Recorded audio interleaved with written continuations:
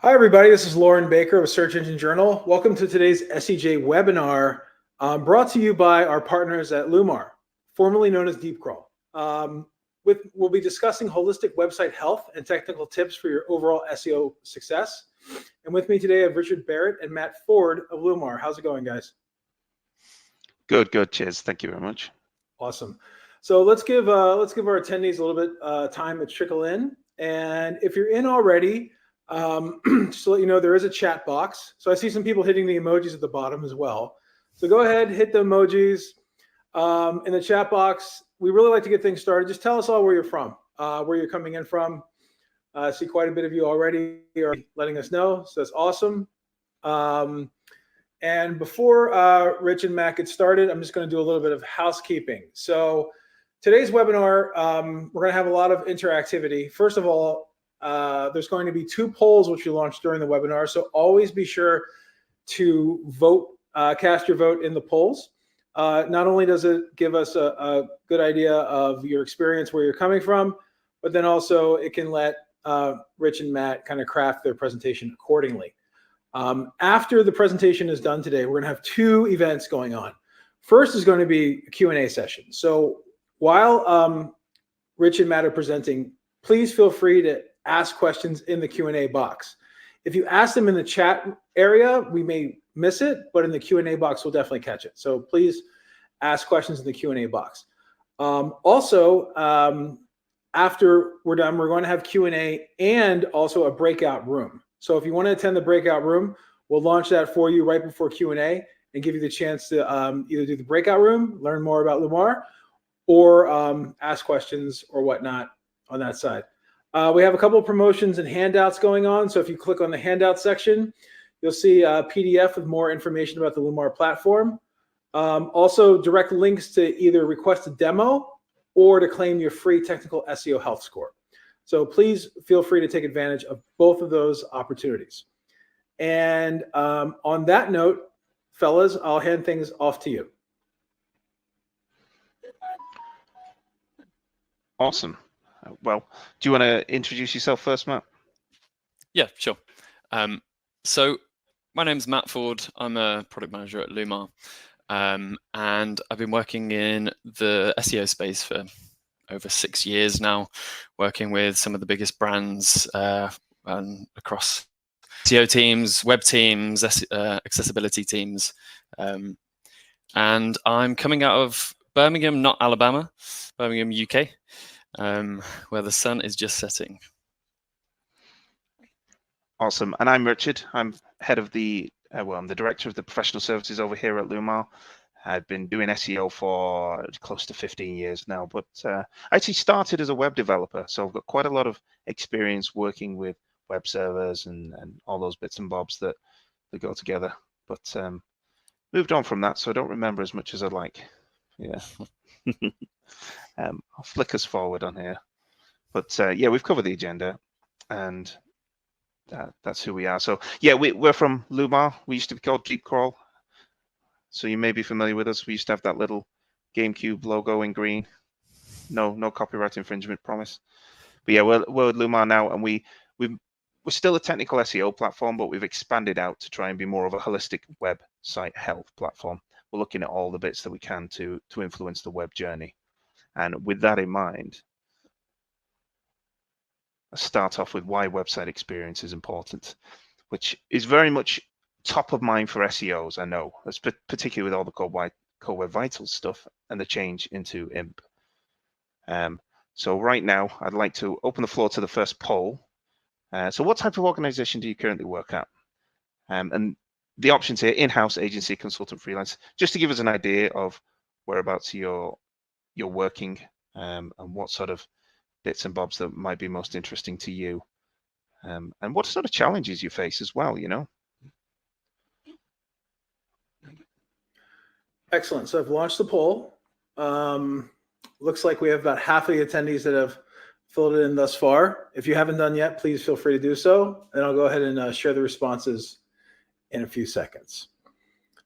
5, 4, 3, 2, 1. Okay, final chance. And it looks like we have 53% of attendees are in-house, 31% on the agency side, and then 16% are either consultants or freelancers. Well, that just changed live. So 54% in-house, even more. Wow. That's actually, I was expecting it to be mostly agencies, so that's actually quite interesting, to be honest. Is. Yeah, yeah. Cool, but then that's great. A little bit of information about who we're talking to, and actually, I think it leads into quite a lot of relevant stuff straight off the bat, because I'm going to head through the SEO side immediately here. So let's talk about SEO. You know, everybody knows a lot of effort goes into this, and it drives traffic to a site. It's simple as there's lots of different strategies that are going on here, but we do a lot of work around SEO and where the traffic and what terms and all this to generate more eyes on our website. But it's not the end goal. You know, traffic doesn't generate money. The end goal is to convert those eyes into revenue driving factors. So what happens when the user is on the page? How can we influence that? How do we actually take action on that? And one of the best ways to illustrate this, I think, is Core Web Vitals. Core Web Vitals is something everybody's thinking about. It's an important SEO action, but it actually has minimal ranking impact. It goes into a calculation with all the other Google user experience impacts stuff. It's a really good way of looking at how SEO and UX collide, but in a really good way. Core Web Vitals, they do rarely result in a ranking improvement. There are odd occasions where that is the only difference between you and a competitor, and you can nudge up and maybe even get ahead if the change is dramatic enough. But really what it impacts is the user experience. We talk about CLS, things shifting around the page, how awkward that is when you're a user trying to do that and how annoying it is. But then there's also, of course, LCP. And LCP is a great way to know if things are just taking longer than they should to load, right? It could be an indicator that your server response is slower than you think it is. And that could be impacting your crawl rate, which is a totally different thing to be thinking about here. It's not just a case of, oh, I could be ranking higher. It could be a case of the number of pages that Google is seeing is actually lower because it's taking too long to load these things. It's a really good way as a proxy. If you haven't got the server logs to hand, or you don't have access to GSC, that sort of stuff, straight off the bat, you can see how much is this potentially a problem for my website. And with that in mind, I'd lead you on to traffic without conversions. It's just a vanity metric. Effectively, if the users aren't converting, then the traffic isn't valuable. They're not taking an action on your site which you need for your business, then actually it's just a number. And sure, a bigger number looks good, but it doesn't make a difference to your business. In addition to that, if you're serving them heavy images or interactive elements, that's going to be increasing your server costs. You could be paying extra to serve content to users that then don't go on to make a conversion. And we know that if your site is slow or it's difficult to use, the chance of a conversion is going to drop. These things could be hindering your ability to actually profit as a business or even survive as a business if it's severe enough. And the point of all this is to take these traffic drivers, the effort that you've put in, the content that you've produced, the PPC that you put out there, or the emails and socials that you've created, marry that with a really good website technical health. So your page speed, good internal linking, strong accessibility and canonicalization, and localization as well as internationalization, creating unique resource pages on your site.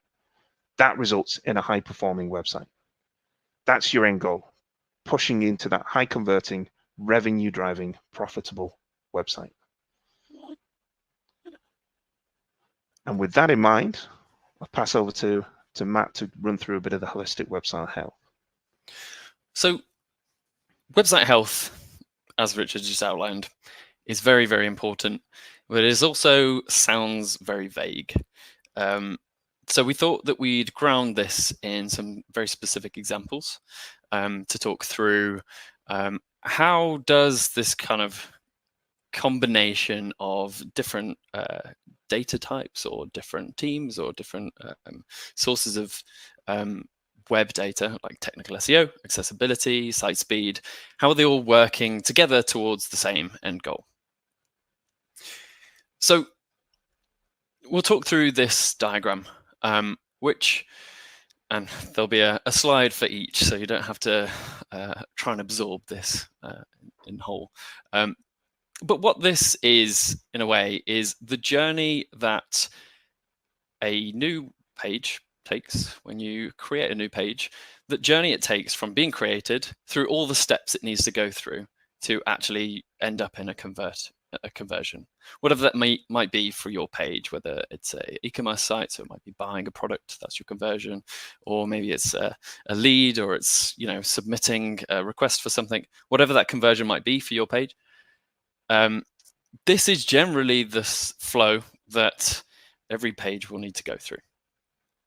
So we'll touch on each one of these. So this starts with discover and update. And this is really the first hurdle. Can the pages be found? So how is that page found? You either find a new URL from scratch. So this is a brand new URL being created. This needs to be discovered in some way. Or you're recrawling a known URL because maybe you've made an update to it and you want those updates to be reflected in search results. But either way, the most important thing in this kind of discovery process is, are they available to be found? Are they working pages? Can they be crawled when they are found? Internal linking has a big impact on this. So does the structure of your internal linking allow for these pages to be discovered, or are they cut off in their own kind of separate parts of the architecture? Then there are a bunch of things like sites. Are you submitting your new pages to sitemaps, robots file? Maybe you have rules in your robots file that mean that certain pages accidentally aren't being picked up. And then there are other factors like crawl budget to take into consideration on whether these pages are being discovered. Now, the next stage in this is the crawl, render, and index process. So once that page has been discovered, it needs to go through this process. So at Lumar, we do a lot of crawling. We are an enterprise crawler, and our process works in a very similar way to this, which is taken from Google's documentation. So we'll just talk through what this looks like, and then touch on what are some of the things you need to think about in this process? What are some tips for making sure that you're not hitting any roadblocks here? So the way that a crawler works is you essentially find that page that we take that new page that you've created. That page is discovered. It's added to a crawl queue. So we then take that URL. It passes through the crawler. The crawler scrapes all of the information from the HTML of that page. So it's processing the raw HTML. And as it's doing that, it's finding information on the content of the page. It's also identifying additional links. So every single link that it identifies, it will take those back and put them back into the crawl queue. And it will come back to those later and do exactly the same process. So anything here that it's processed that it deems to be indexable will then go on to be indexed. Now that's not the end of the process, because it then returns to do the rendering. So the rendering is a separate process that doesn't necessarily happen at the same time as the raw HTML. So we'll go through a very similar process, and it will create a render queue. It will take a URL from that render queue, render it, process the rendered HTML, and it might find some additional things in there, like additional links or additional content that you might be injecting via JavaScript. And if at that point, then it identifies this new content or a new indexable page, it will, again, send that into the index. So these are kind of two separate steps of this crawl, render, and index process. So, Rich, in terms of site speed specifically, how is this process of kind of discovery and crawling and rendering, how is this influenced by site speed? Yeah, absolutely. So we can see a direct correlation between site speed, or specifically the response time of your page, and the number of pages that Google is willing to crawl. So when you see the graph, and it basically goes like that, so the slower to respond your site is, the fewer pages Google crawls. You have a direct link there of just improve this, and immediately you're getting more pages crawled and potentially getting more pages indexed. Though I mean, the content quality of the site is still going to dictate whether or not Google actually indexes and ranks it for stuff. But if it never actually finds that page, you've no chance at all. So that's what we're dealing with here. So these things can massively influence like anything progressing from this stage forwards. But the next stage is that once it's in the index, you've made it to your search results pages. So once you're in the SERPs, this new page that we created, it's gone through being discovered, it's gone through the crawling, the rendering, the indexing. It's finally on your search results pages. Now it's time to make it to the top position. Ideally, you want to stand out in those SERPs. As everybody knows, there's no point in being really beyond page 1, but if you're sat down at page 21, you're probably not going to get many clicks unless you've got some particularly dedicated people searching for your content. But one thing here, we don't have the time to talk through all of the different things that influence rankings from a SEO perspective. But there are a lot of questions around, recently there's been questions around the impact that Core Web Vitals and site speed specifically can have that influence rankings. And Rich, you touched on this on the start, but do you want to just elaborate on like, how does site speed influence rankings? Yeah, absolutely. So site speed is one of the elements that goes into that user experience ranking that Google does. There's things like HTTPS balled up in there, and of course all the Core Web Vitals stuff. So you've got all those things, and they are directly ranking. Google's confirmed that, but we know that they don't have a big impact on ranking. It's not something that is immediately something that jumps you up the rankings. You know, you're not going to go from position 10 to position 1 just because you fixed your Core Web Vitals. However, there's secondary impacts of that as well that are still ranking impacts. So Google evaluates the results and keeps updating them till it's at the stage where it's what it wants. Well, I say at the stage, they're always going to keep evaluating them over and over. So if you consider that your site is slow, or it's got a lot bad CLS or bad IMP, that sort of stuff, that might result in the user bouncing off. Results in a bad user experience is really the thing to underscore there. And when the user bounces off, that data is going to be fed back to Google. They evaluate it at a later date, and we're talking months down the line. They look and say, actually, are these performing as we want them to do? Let's switch it up. So that's really the two things you've got to think about with UX and Core Web Vitals in particular in this instance. Is the primary effects, Google does use them as a ranking factor, but not a very big one. But the secondary effects, Google will feed back bounce rates and engagement rates and all that, which then could affect your ranking further down the line. So those are the two things to consider. From the conversations I've had with SEO teams, it feels like the general sentiment is that although speed isn't, well, they're kind of being vague on whether how big an impact it does have on rankings. The general trend is just towards providing good user experience, and speed can be a big part of that. Would you agree, Rich? Absolutely, yeah. I mean, a slow site is frustrating. It's extremely frustrating. There was a stat, I can't remember exactly what it was, but it was something like, it was as frustrating as like moving house or getting divorced or something like that. Or a horror film, I've heard. Horror film, that was it. Yeah. I think I went a bit too dramatic there too early. But yeah, as stressful as a horror film. So the bottom line here is it may not be the be all and end all of ranking influence, but it is important. And ultimately, if you're not providing a good experience, Google's going to come back and start reevaluating whether, like, if you've got a load of people bouncing and disappearing from the page, it's probably not the greatest signal that it's a good page. So it's something definitely worth considering.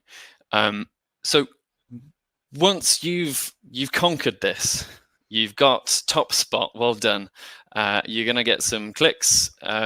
People are going to progress from the search results pages onto your website. Now, this is the kind of last leg. you've got traffic on your website. Well done. This new page is receiving traffic, or it's soon to receive traffic. Now, this is the bit where there's the most synergy between these kind of multiple disciplines that are working together towards the same goal, which is this better UX and ultimately increased conversions, which is this end goal that kind of everything is pointing towards. And at the high level, that flow is you've got traffic on the site, but as Rich mentioned, raw traffic is a bit of a vanity metric. You could have 10 million visits, and if they're all just reading your blog and they're not actually driving through to the right page to whatever that conversion is, then it's not working. Something isn't working correctly. So it's worth thinking about what is that journey, and what are all the obstacles that could potentially get in the way of that on-page experience. So Rich, from either a speed or an SEO perspective, like what are some tips here to think about?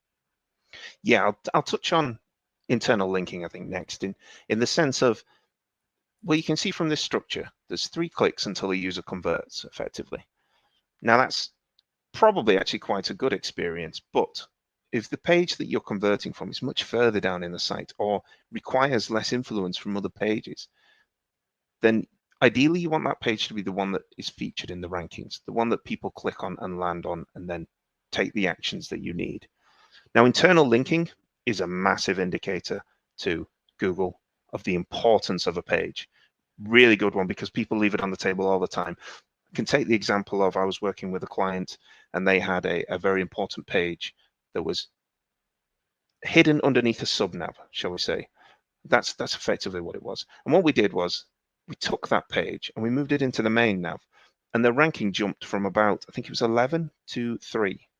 That's just that one thing. No extra backlinks, no extra work around SEO, just moving it from there to there, because we then signal to Google, this page is really important. You know, it's coming from our homepage. Consider it for when you're ranking it.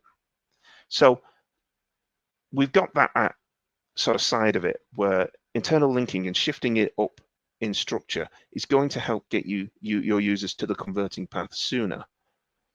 But also, it's worth mentioning again, speed. We've already touched on speed a few times, but the actual impact of it is quite astronomical. So websites that with the pages that load in less than a second convert 2.5 times more than sites with an average of 5-second load speed. It's a direct correlation. The faster your page loads, the better conversion chance you've got. And the final thing worth thinking about from this like on-page perspective, like the journey and the experience of being actually on the website is it accessible? So optimizing for speed, often at the same time you can be optimizing for accessibility, in the sense that if you've got blind users that are using screen readers, screen readers need to wait for all of these different steps in a page loading for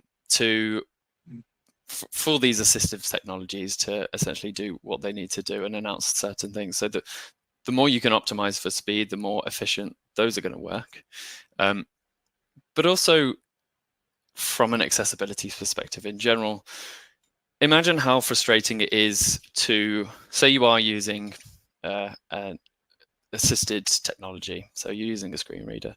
You make it onto the website, but you have to either navigate through an unbelievable amount of nav links that haven't been maybe marked up correctly, or you are struggling to kind of navigate through to sections of the site because they're not being announced, buttons aren't being announced.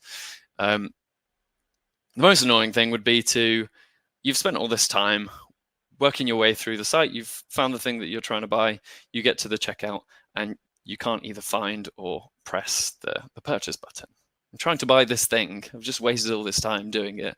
And because that you haven't prioritized accessibility, I can't actually complete that transaction. So that's that final barrier to this conversion, which is not only reducing the amount of revenue your site is making, you're missing out on opportunities, but it's also alienating a huge part of your audience, which isn't going to leave the kind of sentiment that you want for either your brand in general, but also return customers. They're just going to go somewhere else where they're providing a better experience. So there are loads of things that are going on in combination once you're on the site that are all pointing towards this same place. And if you think about this whole journey that we've just been through, this is really, it's kind of the path to follow. So you kind of have to move from left to right. And if you, I mean, you can have the best content in the world. Imagine you've made an incredible page, well done. It doesn't matter if it is good, if it isn't found, and if people can't find it. So if it can't be discovered by a search engine bot, then it cannot progress to that next stage, which is the crawling and the rendering and indexing. If you've got issues with rendering, for example, where you're not, I don't know, you've got some funky links and they're not being found, that then can't actually be processed to be indexed. It can't progress on to even getting into the search results. So think about every step as its own piece, and you've got to have the previous one for the next one to even be that relevant. And there are different disciplines that influence each one, from speed, from accessibility, from SEO. So think cross-functionally when you are thinking across this whole process.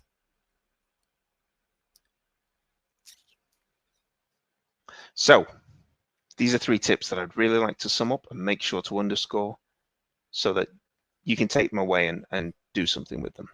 The first is site speed.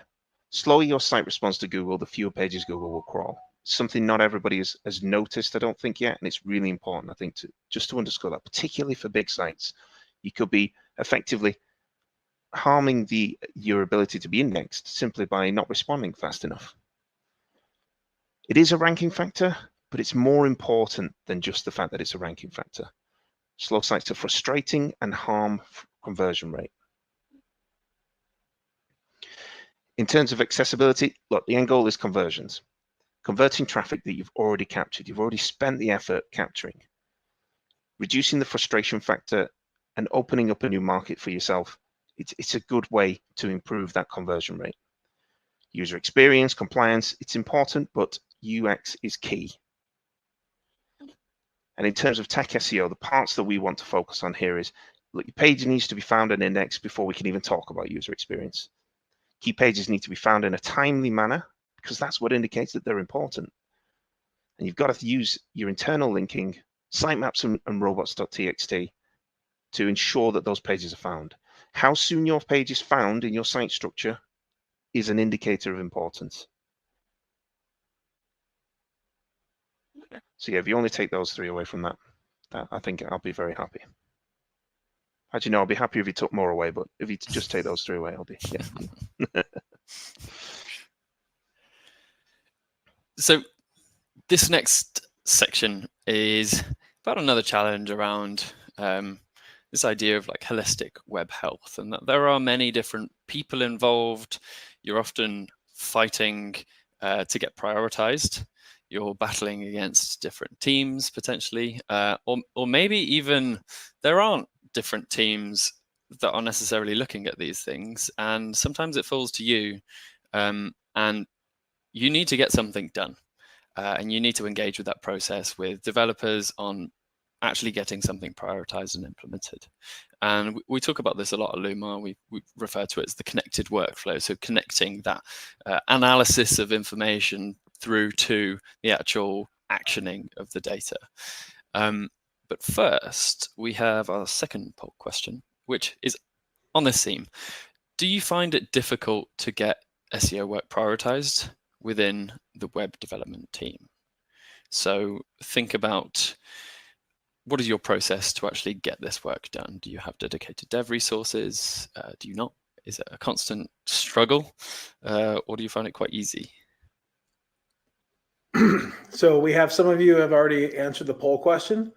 So again, it's almost always, most of the time, some of the time, rarely or never. You find it difficult to get SEO work prioritized with the web development team. Looks like we have about almost 80 responses thus far. Oh, just jumped up to 112. So I'm gonna go ahead and share this live. as they're being filled in. Looks like for the most part, we have most of the time or some of the time find it difficult to get SEO work prioritized with the web development team. And I'll give a couple more seconds for everyone to fill this out. We're closing in on 200, so thank you very much. And I'm going to go ahead and close the poll. Cool. And I just caught Rebecca Snyder's comment there in the chat of depends if it's billable or not, which I think is a brilliant comment. But we what I see is if a team is big, and you think of a big website, they've usually got lots of teams all feeding into different processes, and the processes get complicated with that side of it. If it's a smaller team, I think they find it extremely hard to even justify why this should be done, and yet it's important. You know, it's really important, and so it comes down to not being able to sort of, I don't want to use this terminology, but speak the developer's language. It's more working the developer's process, I think, is the better one. But yeah. Exactly, and that's one of the main things to take away from this, I think, is just understand their process and get yourself in there. I think everyone's jealous of that 5% of people that never have a problem with this. But yeah, I'm seeing comments about if you have a friend that is on the development team, it's definitely a lot easier, and it is, but that's not always the official process to get things done. And especially if you've got kind of bigger items, you can always sneak them in through your mate.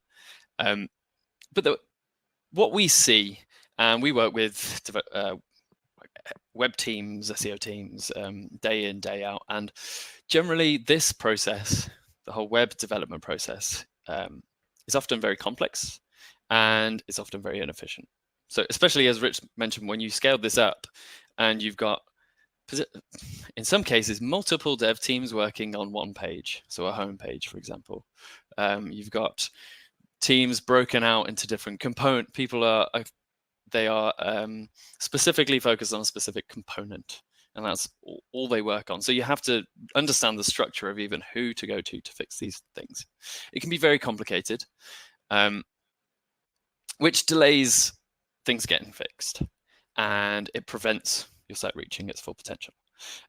So what I'm showing here is, you might recognize this as the software development lifecycle, which is a pretty established thing in the engineering world, but you can easily just translate this into, this is the web development lifecycle. So whether you are an SEO, you're working on performance, UX, whether you are accessibility, you're going to go through this process of analyzing data. So you start off analyzing the website, figuring out what are the things that you need to do, what are the biggest opportunities, what are the biggest issues.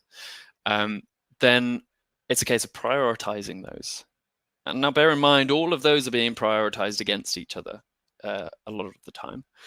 So you have to understand what is the impact of that, because that's how a product manager like myself is going to think about, well, we're going to work on the things with the biggest impact because we only have limited resources, and I need to understand what that is. And I might not be an expert in all of these domains. So I need it to be very clear to me what I should prioritize.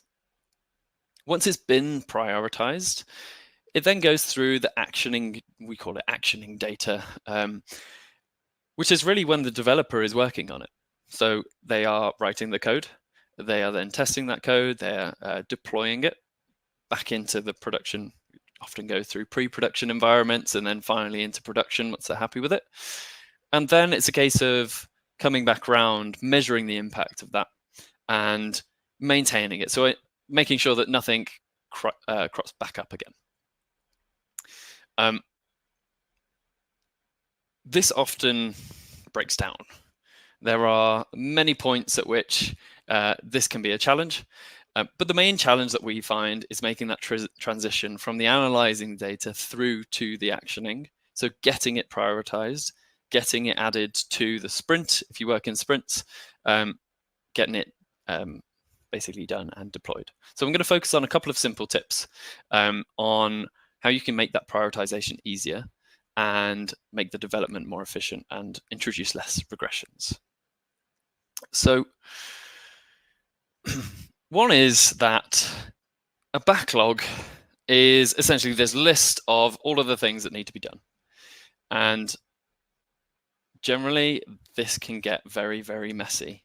And if you don't have a clear process, you just keep throwing things into a backlog, it can be impossible to unpick. You just have this enormous mountain of things, and you kind of don't even have the short-term memory to understand what they all are, let alone compare them against each other.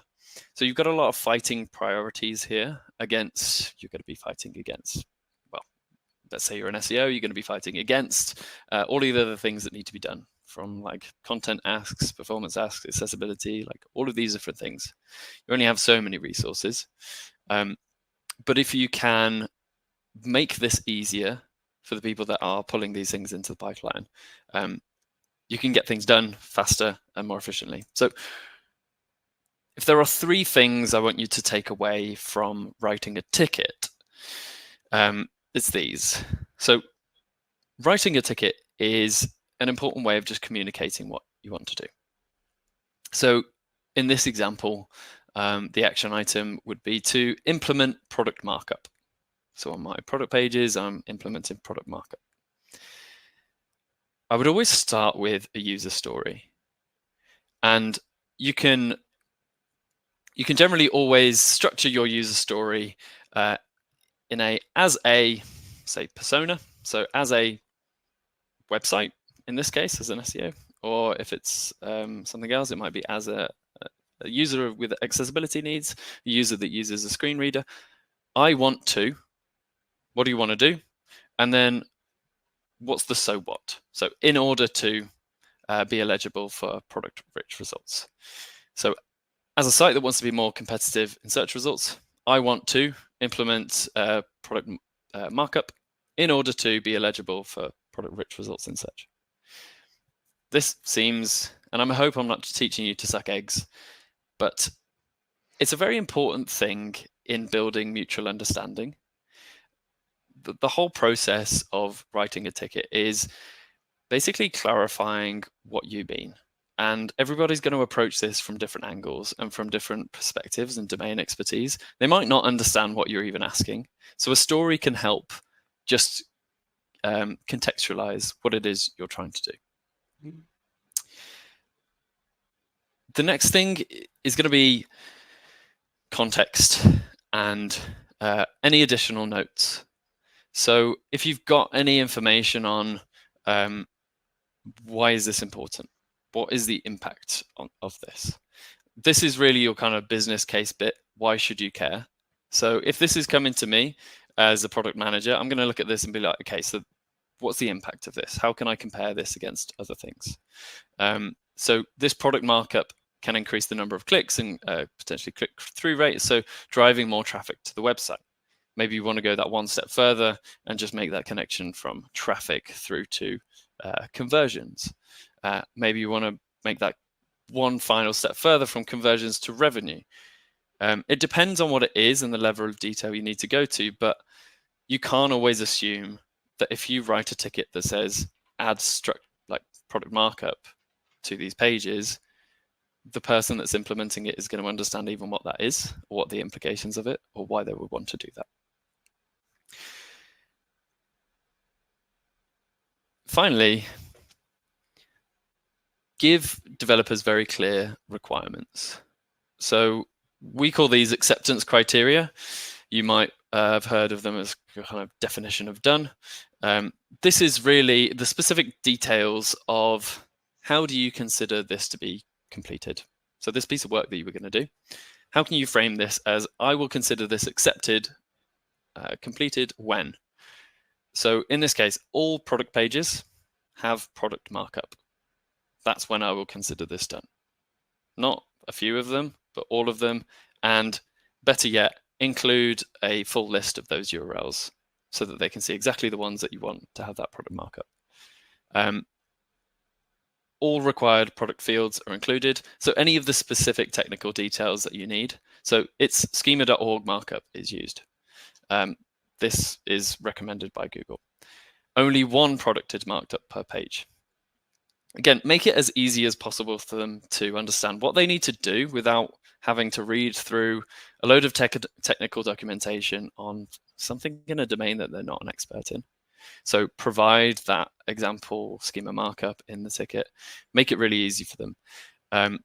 This also then provides them the ability to test as they go. Because if they have this acceptance criteria, then as they are writing their code, they can test against it. They can write tests to ensure that they're doing the right thing and that it works before they actually deploy it.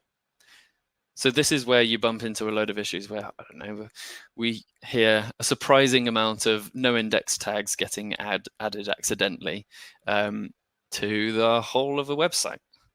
We've had like all product pages have been no index and they're being removed from Google, and nobody notices because they're not aware of the change being made, but suddenly they see their performance tanking. And so if you can provide the clear acceptance criteria of this is exactly how this change should look, then they can test against it before they deploy that. So you're going to prevent any issues being introduced.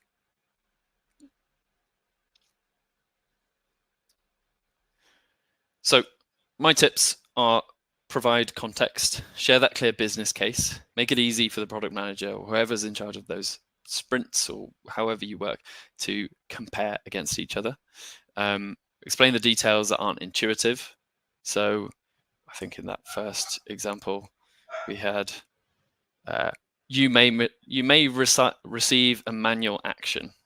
What's a manual action? I don't know. That might be useful information to pass on to somebody that's trying to understand whether to do it or not. So build that communal understanding of what is this about? What are we trying to do? Write acceptance criteria so it's very clear when you would consider this done, and provide them with a way of testing as they go. And then you can enable them to do that pre-release testing. So it's more efficient for them to test along the way rather than them deploy something that they think is done, but then it comes back to you and you say, you recrawl it, you retest it, and you find out it's not quite done. And then you have to go back to them and put another ticket in progress and then redo the bit until it's finally done. You retest it again. It's very inefficient. Just have your acceptance criteria lined up from the get-go and prevent those things from being introduced. The dreaded no index problem.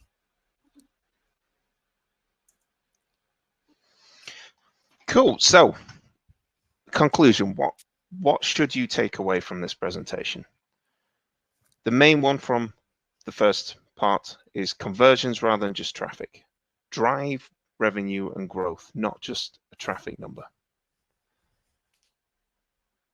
Accessibility, it directly affects whether a user can convert. So consider that as the next stage, if you like. But then you've identified this, you've done your work. How do you actually get your stuff done? Engage with web dev workflow. Get things done efficiently and easily. So just to add final thought on that, from a product management perspective, and if you think of your website as a product, you only have so many resources and so much time. If you work in sprints, so often people are working within 2-week sprints, that's 26 opportunities per year to get things done. Now, you really need to treat these as precious opportunities and get the right things done. So what is that thing that affects the end goal? When it comes down to conversions, like it may be any of these things. It may be the SEO opportunity was the biggest one. It may be that the site speed or the accessibility one was impacting the end goal the most. So what is that thing? Prioritize the most important one. And I guess a final thought is, if you're not in the meetings with the team that are doing the work, then it might not be picked up. Join those planning meetings, join the refinements so that you can actually be in the room, and you're not going to, find out afterwards that we didn't pick that up because we didn't understand it. Be in the meeting if you can and help clarify things and make sure that that thing gets into your one of 26 opportunities per year to get things done. So just focus on the things that make the biggest difference. And that is all we had. Awesome. Thank you so much, gentlemen. Lots of information. We have a lot of questions that came in, so we'll be getting to them in a moment. And just as a reminder, we will be sending out a recording of today's webinar, along with a copy of the presentation deck after the webinar to all registrants and attendees. So thank you so much. We're going to be launching a breakout room now. So for those of you that want to get deeper into this and learn more about Lumar as a whole, the breakout room is just launched. So you should get a pop-up to join the breakout room. And I'm going to get straight into Q&A.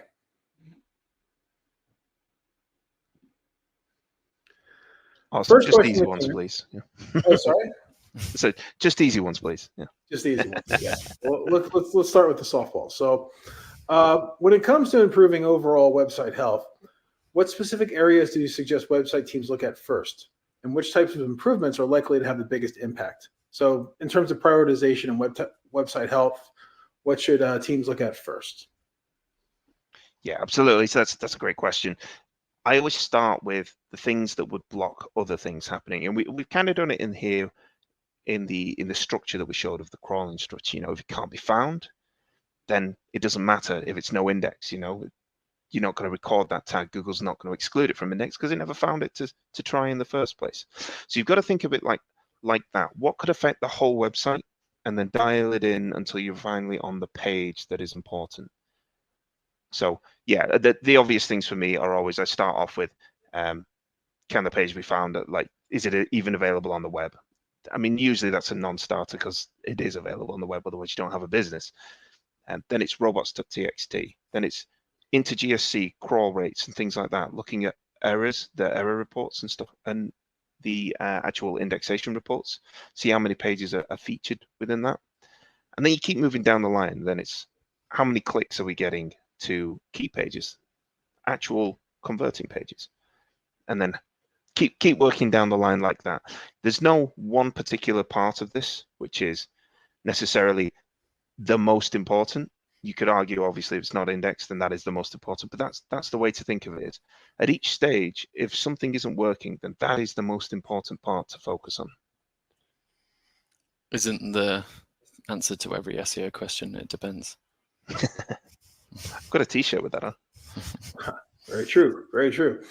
Next question is, what are the most common technical site health issues that you've encountered on e-commerce websites specifically? And what should e-commerce SEOs keep a close eye on? The most common,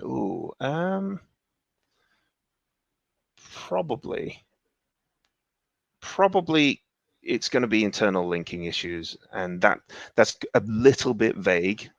But what I mean by that is, for example, you've got a brochure of products, or an online brochure of products, I should say, just to be clear, and you've got a pagination that goes through it. Well, at page 10, does that content even matter anymore? Well, it does to the user. You know, maybe they go down to page 10. Probably not. I don't think I've ever clicked that far down something. Pretty far. Yeah, exactly. But what happens, and I see this so often, it drives me insane, is products go on sale, right? And that item on page 10 suddenly becomes linked from the homepage. Oh, what have you just done? You've just given so much authority to that product down there, which might not be very important at all. What if it overlaps with one of your key products and you've just created a keyword cannibalization issue? There's so many issues of just jumping things up into the nav bar like that. And really the issue comes down to not having control over your own navigation and not communicating with the people who might go, somebody's gone, oh, we need this pushing. It's Black Friday. We need to push all these things. But are you just diluting everything you've spent all year working on by doing that?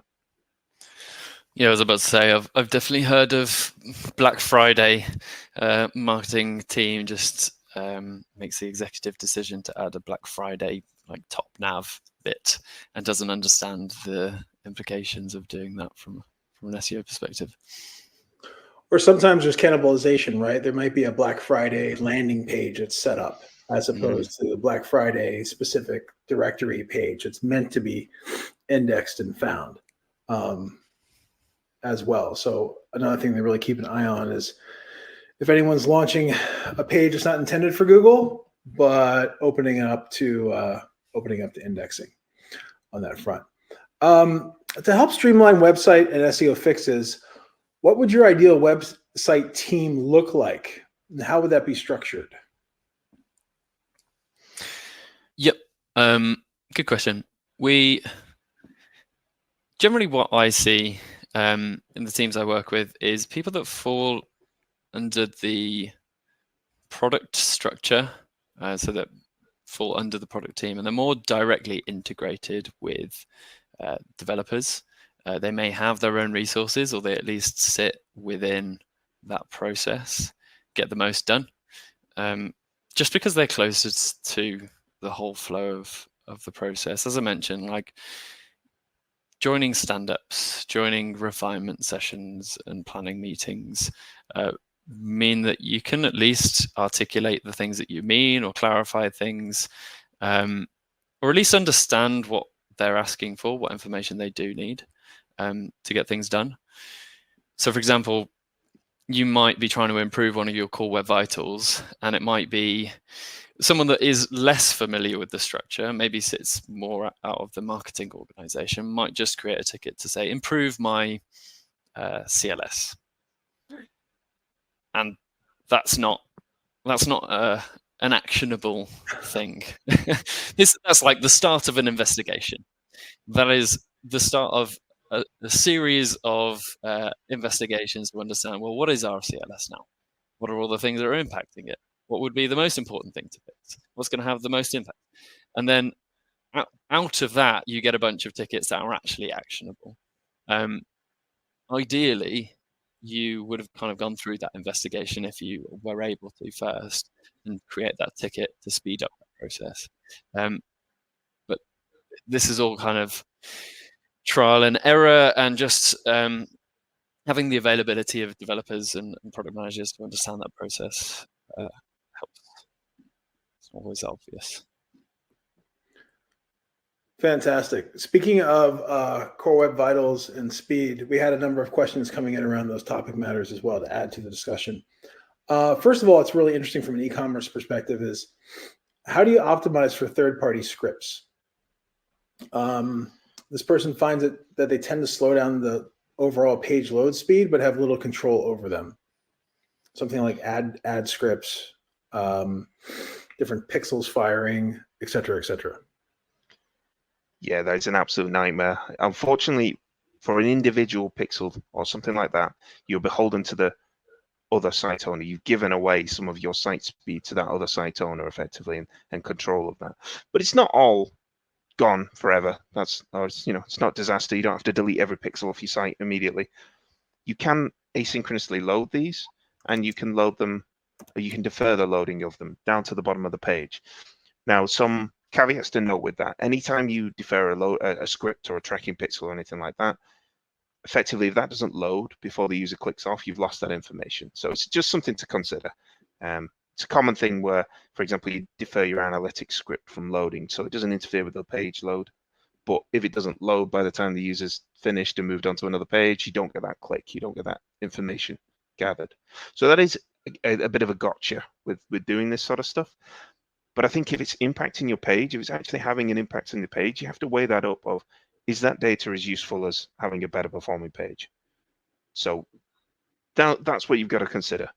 Also, if you can even asynchronously load or defer them, if an advert is front and center and it's not properly spec'd out, for example, and you defer it, and then maybe the user scrolled past it, or maybe you've created a CLS issue as a result of that. There's lots of levels to build up on it, but this comes back to, what is the biggest problem? If speed is the biggest problem, then take these steps to try and defer it, try and load it asynchronously, make sure it doesn't interfere with the page load itself, and definitely make sure nothing like an advert is your LCP, because you are giving away your LCP to another site. Very cool, very cool. And speaking of Google Core Web Vitals and I guess to a degree acronyms, we had a lot of questions come in about INP or INP, or interaction to next paint.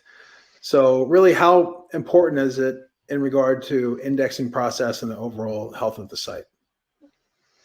Yeah, in regards to indexing process is, it's one of those ones where basically it has a ranking impact, but it's small. It's not going to make the difference between, you know, page 1 and page 2. It's not going to make the difference between position 1 and position 2, but it does make a difference to interaction with the site and long-term SEO success.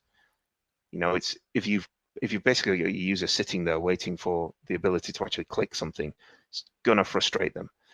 It's gonna cause them to leave. I mean, I knew I was going to sneak this anecdote in somewhere, but I had an issue where I was trying to order a pizza the other day, and I'd added everything to my cart, and I went to click buy, and the button was grayed out. Oh. And I was just waiting, you know, exactly, crestfallen, disaster. I had to take weeks off work. But no, I tried to click the button, it didn't work. So what did I do? I left and went and got something else. You know, that's a conversion lost. And that's what you've got to try and avoid. Any scenario where you're putting barriers between your user just completing actions on your site, you could sacrifice almost every other part of the website so long as the user can complete the action, and you'd probably still get a better result. That's really good to know. Was that a Pizza Express pizza? It was not. There's a local Italian pizza just around the corner. So it's, yeah. That way you can stop in and show them the app and show them the problem. So maybe you'll get a free slice out of it. Next question is, do you have any recommendations for reporting on technical SEO issues, not to developers, but in a way that the C-suite and leadership teams can better understand the impact of the issues? Yeah, I would say simplify as much as you can. If you're talking to people that don't necessarily understand the details of, like, if we take SEO, like, they probably don't know what an no index tag is. You don't need to necessarily explain what it is, because they might not care. To put it bluntly, they might not have the time to just try and wrap their, like, canonicals is, anybody that joins Lumar has to learn what canonicals are. And it's the classic thing that everybody struggles with to start with. Like, what's the point of them? How do they work? You're not going to sit and explain that to your CMO, I would imagine, or CTO, or, you know, a senior executive. So keep it very simple. High level, like, scores or indications of how you're doing. Trended over time, paints a story, tells a narrative. Beyond that, I would say just try and connect it to a metric that they care about. So as we mentioned, like, all of these kind of have connection points that it's not always easy to make. So a broken page is a simple one. If it's a broken product page, then means they can't buy that product. That's kind of easy to make that leap, but help build those bridges. So if it's a specific thing that you're working on, you're trying to communicate, what are the implications? How far up that stream can you tie it to? Ultimately, revenue is probably what they care about. If traffic is the next best thing, or conversion rates, then great. I think once we start getting down into impressions or more specific details, you might lose them a bit. So I would say just try and keep it very high level. Scores or kind of high level information is great, and then connect it to the impact if you can. I don't know, Rich, if you had anything to add on top of that. Yeah, I think the main thing I always think about in that scenario is that the C-suite and whatnot, they have their numbers, they have their goals, they have what they are looking at. How does your stuff impact their numbers? And if you tie that together with that thing of, I do this change, your number goes up, they're going to be more interested, because it's like I said before, speaking the dev language, you're now speaking the C-suite language.